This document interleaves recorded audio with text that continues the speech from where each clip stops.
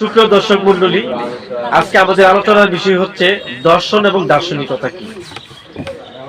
পৃথিবীর সবকিছুর মধ্যে একটা দার্শনিকতা আছে, একটা ফিলোসফিক্যাল তত্ত্ব আছে।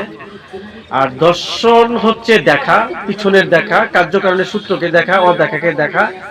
অর্থাৎ আমরা যা দেখি নাই, দার্শনিকরা সেটাই দেখার চেষ্টা করে।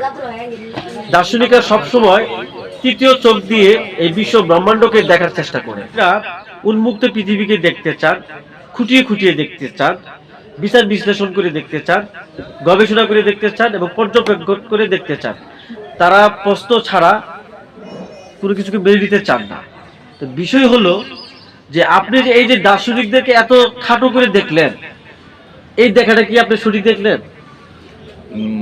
আমি খাটো করে দেখলাম এ কথা না, তারাও নিবেদিত প্রাণ, মানুষের জন্য, দেশের জন্য, স্রষ্টার জন্য নিবেদিত প্রাণ। কিন্তু এই নিবেদিত প্রাণ, এই ব্যক্তিরাই বিভিন্ন মত এবং পথ সৃষ্টি করে থাকে তাদের দর্শন দ্বারা, দর্শন তত্ত্ব দ্বারা। মানে তারা নিজের বিবেকে, নিজের মনে যেটাকে অন্বেষণ করতে চান, যেটাকে খুঁটিয়ে খুঁটিয়ে তলিয়ে দেখতে চান, এই দেখাটাই তাদের অনেকের মানে বাস্তবতায় আসে না, অনেকেই ভুল পথে থাকেন। আচ্ছা, এখানে বিষয় হলো যে পৃথিবীতে দুইটা জিনিস থাকে, একটা হলো ক্লাসিক্যাল, একটা হলো মডার্নিজম। একটা হলো তাত্ত্বিক, একটা হলো ব্যবহারিক। অর্থাৎ প্রত্যেকটা বস্তুর ভিতরে তাত্ত্বিকতাও আছে, ব্যবহারিকও আছে।